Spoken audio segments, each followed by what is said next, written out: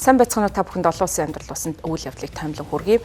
Америкийн нэгдсэн улс Ираны цөмийн байгууламжийг бөмбөгдөж эхэлсэн байна. За энэ удаа бөмбөгдөлтөнд 3 цөмийн байгууламжийг онилж бөмбөгдсөн болох Америкийн нэгдсэн улсын зүгээс мэдгдлээ. Америкийн нэгдсэн улсын ерөнхийлөгч Дональд Трамп энэхүү цэргийн үйл ажиллагаатай холбогдуулан орон нутгийн цагаар 22 цагийн орчимд бол олон нийтэд хандсан мэдгдлийг Вашингтон хотноос хийсэн байна. За тэрээр олон нийтэд хандсан мэдгдэлтэй тухайн цэргийн ажиллагаа тун амжилттай болсон гэдгийг олон нийтэд зарлан тунхагласан байна. За Америкийн нэгдсэн улсын хувьд Ираны Фордо, Нантас, Исфахан зэрэг цөмийн байгууламжуудад цохилт өгсөн. За ингэхдээ тухайн цөмийн байгууламжид бол асар том хэмжээний наривчлал сайтай цохилт өгсөн болохыг ерөнхийлөгч онцлсон. За энэ байгууламжуудыг бол аимшигт сүрэл авчрахуйц ийм байгууламж байсан гэдгийг олон жилийн туршид нэр нь сонсогдсоор ирсэн учраас бидний гол зорилго нь Ираны цөмийн баяжуулах хүчин чадлыг устгах, дэлхийн цөмийн цөмийн засгийн аюулыг нэг шинийн дотор ивент итгэж ирсэн энэхүү террорист төрийн терроризмыг зогсоох явдалд бол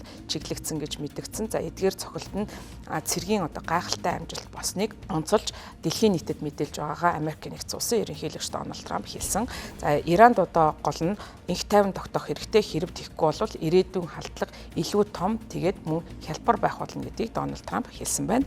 За Фордо байгууламж нь Ираны баруун хойд хэсэгт оршдог Кум хотын ойролцоо байдаг юм байна. За энэ нь бол уран баяжуулах газар дорох байгууламжийг байгуулагдсан ийм газар юм байна. Олон улсын атомын энерги агентлагийн мэдээлснээр энэ талбай нь 2976 центрифугоор байгуулах боломжтой ийм байгууламж гэдгийг мэдээлэлд дурдсан. За Нантас нэртэй бас Америкийн бөмбөгдөлтөнд өртсөн байгууламж нь Ираны хамгийн том баяжуулах уран баяжуулах цогцлбор бөгөөд центрифугийнх нь танхим нь бол их том юм байна. За мөн газар дор тодорхой байгууламжийн хэсэг нь байдаг. За энэ нь бол Ираны цөмийн хөтөлбөрийн гол хаб буюу занглаа газар болсон газар. За үүнд бол энэ байгууламжийн эсрэг олон удаа бусад орнуудаас хорлон сүйтгэх үйл ажиллагаа явуулж байсан. За түүний бай болж байсан газар юм байна. 6 дугаар сарын 13-ны халдлагын эхний давлгаанд бол Израилийн давталгаанд өртсөн бас байгууламжны Натанс дахь байгууламж болж байна. За Исфахан байгууламжийн хувьд бол ураныг хувиргах байгууламж түлш үйлдвэрлэх үйлдвэрүүдийг багтаасан цөмийн судалгаа үйлдвэрлэлийн төв болсон газар. За энэ нь болохоор баяжуулах болон реактор ашиглах түүхийд бэлтгэхэд чухал үүрэг гүйцэтгэдэг ийм газар. Олон жилийн туршид Израиль болон Америкийн нэгдсэн улс Ираныг цөмийн засаг бүтээж өгнө гэсэн ийм хардлагыг дэвшүүлсээр ирсэн. За олон улсын атомын энергийн агентлагийн тэргүүн Рафаэль Гроссигийн мэдгдснээр Тегранд атомын бөмбөг хийх гэсэн энэ мэдээллийг бол няцаасан ч гэсэн нүүбийн цөмийн хяналтын байгууллага болох энэхүү олон улсын атомын эрчим хүчний агентлагийн байгууллага бол Ираныг ураныг 60 хүртэлх хувиар цэвэршилтэйгээр баяжуулах чадамжтай болсныг нь онцолсон. За энэ нь бол сэтгэл зовох, өөрөөр хэлбэл цөмийн засагт шаардлагатай түүхийн эдийг тодорхой хэмжээнд бий болгосон байгааг харуулж байгаа юм байна. За Америкийн нэгдсэн улсын ерөнхийлөгч Дональд Трамп 2019 онд Ираны цөмийн үйл ажиллагааг хязгаарласан 2015 онд байгуулагдсан цөмийн хэлэлцээрээс Америкийн нэгдсэн улсыг гаргасны дараа Тегран бол өөрийн энэ цөмийн байгууламж уран баяжуулах үйл ажиллагаагаа эрчимжүүлсэн.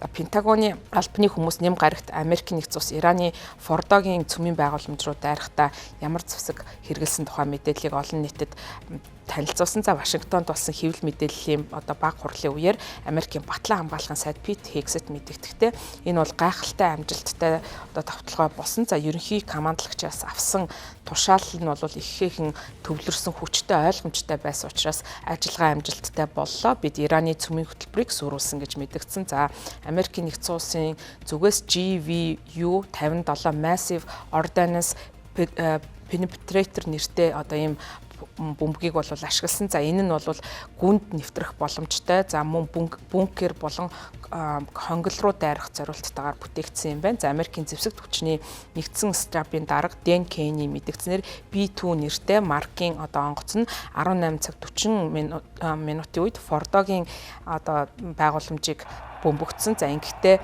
цэгийн эхний 2 хэсэгт нь хайсан бөмбөг нь бол энэ бөмбөг байсныг онцолж байна. Энэхүү ажиллагаа нь бол Америкийн нэгдсэн улсын цагаар бям гарагт, харин Ираны орон нутгийн цагаар нэм гарагт 0 цаг 10 минутад бол хийгдсэн. За мөн Америкийн нэгдсэн улсын зэвсэгт хүчний нэгдсэн штабын даргын хэлснээр үлдсэн бөмбөгдөгч онгоцнууд нь зорилтод байгаа онсон нийт 14 бункер зэвсэглэлийг бол үүнд ашигласан. За мөн Томагавак пуужингуудыг Исфахан байгууламжид одоо хамгийн сүүлд цохилт өгөхтэй ашигласан гэж мэдэгдсэн. За энэ ажиллагаанд бол Ираны цэргүүд энгийн иргэдийг бол ямар нэгэн байдлаар онилох зорилттой биш. За харин цөмийн байгууламжийг устгах зорилгоор одоо энэхүү давталгаа үйл ажиллагааг явуулсан гэдгийг Америк онцолсон. За Reuters агентлагийн мэдээснээр Ираны төв телевизийн томч одоо бүс нутаг дахь Америкийн энгийн иргэн за цэргийн албан хаагчид бол Ираны хууль ёсны бай босон Ираны цөмийн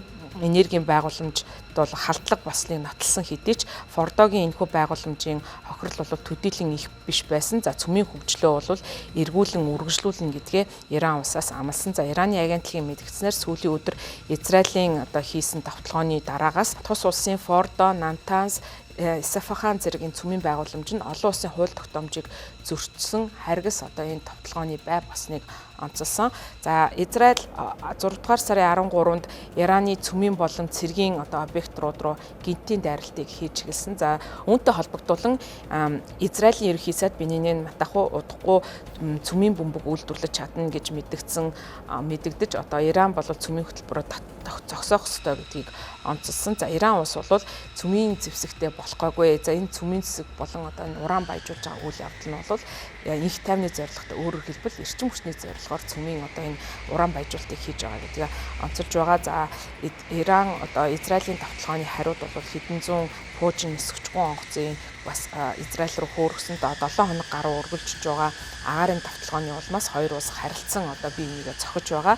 Трамп Ираныг цөмийн зэвсэгтэй болохыг эсэргүүцэж байгаагаа эртнээс мэдэгдэж байгаа. За тийм учраас бол иймхүү Израилийг дэмжиж Иран руу одоо давталгааг хийсэн. За харин Израиль улс бол Ираныг цөмийн зэвсэгтэй гэж мэдэгдэж байгаа ч гэсэн үүнийг нь одоо баталгаатай байдлаар нотолсон баримт олдохгүй байгаа. За 3 дугаар сард Америкийн үндэсний тагнуулын газрын дарга Туси Габбард мэдэгдэхдээ Иран улс ураны нөөц урд өмнө байгаагүй хэмжээнд хүртэл нэмэгдүүлсэн ч цөмийн зэвсэг бүтээгээгүй гэж хэлсэн. За энэ нь бол Трампын хэлж байгаа одоо дүгнэлт нь буруу болохыг бас нотолж байгаа нэг хэлбэр юм. За Дональд Трамп сонгуулийн кампанит ажлынхаа үеэр Америкийн нэгдсэн улсын өмнөх засаг захиргааг ойрхот орнодод төгсгөлгүй одоо дайн хийсэн гэж шүүмжилж байсан. Гэтэл бол өөрөө ийхүү Иран руу давталгаа хийснээр ойрхот орнодод дараагийн дайн байлдааны үйл ажиллагааг эхлэлийг тавьж байгаа юм. За мөн Израилийн хийсэн гинтийн дайралт нь Америкийн нэгдсэн улс болон Ираны цөмийн асуудлаар хоорондоо ярилцаж байгаа. Цөмийн одоо яриа харилцааг нөлөөлж байгаа. За 2 хоногийн өмнө бол Дональд Трамп цохилт өгөхөөс өмнө мэдэгдэхдээ Иранд томоохон хэмжээний хилцээ хийхэд 2-7 хоногийн хугацаа өгнө гэж мэдэгдсэн боловч тухайн хугацаанд хүрэлгүй ийхүү гинтийн давталгааг хийж байна. За Америкийн нэгдсэн улсын бөмбөгдөлтөөс шалтгаалan Иран улс Тель Авив, Хайфа зэрэг томоохон хотуудын эсрэг рүү бас шинээр цохилтыг өгсөн байна. За наад зах нь 86 хүн шархсан гэдгийг албаныхан мэдэгдсэн. Нэм гарагт Ираны ерөнхийлөгч Масуд Пешешкиан олон нийтэд хандахдаа Америкийн нэгдсэн улс төрөмгийллийнхаа хариуг хүртэх ёстой гэж мэдэгдсэн. За одоогийн байдлаар Иран улс Америкийн нэгдсэн улсын талаар хийх одоо 3 сонголт байж болно гэж үзэж байгаа. За нэгдүгüүрт бол юу ч хийхгүй байж болно. За гэхдээ энэ нь бол цаашдаа Америкийн нэгдсэн улс илүү олон дайралт хийхээс бол Ираныг хамгаалах боломжтой ч гэсэн дипломат арга замыг сонгож Америкийн нэгдсэн улстай дахин одоо яриа хэлцээ хийх боломжийг бас нээж байгаа. Гэхдээ юу ч хийхгүй байгаа гэдэг нь бол ард иргэдэд нь Ираны дэглэм сул байгаа гэсэн ийм ойлголтыг төрүүлэх учраас энэ одоо ямар нэгэн байдлаар энэ сонголт нь бол Ираны хувьд бас дотоод бодлого дээр сулрах ийм боломжийг харуулж байгаа учраас энэ сонголтыг хийх хэсэг нь тодорхойгүй байна. За мөн дараагийн бас авах боломжтой нэг арга хэмжээ бол хатуу хурдан одоо хариу хэмжээ авах боломжтой. За Иран улс баллистик пуужингуудаа олон жилийн туршид бол үйлдвэрлэж нуусч олон нийтээс нууцлсан хэвээр байгаа. За тийм учраас бол энэхүү баллистик пуужингаа ашиглан ойрхот оронд дах Америкийн нэгдсэн улсын цэргийн баазууд руу давтлах боломжтой гэж харж байгаа. Америкийн нэгдсэн улсын 20 гаруй цэргийн баазыг одоо давтлах юм Ираны жагсаалтанд байдаг гэж үздэг. Мөн Америкийн нэгдсэн улсын тэнгисийн цэргийн хүчний байлдааны хүлэг онгоц руу нисгчгүй онгоц болон хурдан торпедо завь зэрэг ашиглан одоо бүлэг давталгааг хийх боломжтой гэж бас цэргийн шинжээчид харж байгаа. За өөр нэг сонголт нь бол одоогийн байдлаар шууд одоо хариу арга хэмжээ авахгүйгээр харин өөрийн сонгосон цагтаа бас Иран улс Америкийн нэгдсэн улсын эсрэг хариу арга хэмжээ авах боломжтой. За энэ бол энэ арга хэмжээг авахдаа одоо байгаа хурцлал байдлыг намжих хүртэл хүлээх. За мөн Америкийн нэгдсэн улсын цэргийн баазууд одоо бол бэлэн байдалд орсон байгаа. Тэгэхээр бэлэн байдлаа сулрах хүртэл нь бол хүлээж байгаад гинтийн давталгаа өгөх нь бол Ираны бас нэг сонголт байж болох юм а гэж цэргийн шинжээчид үзэж байгаамаа.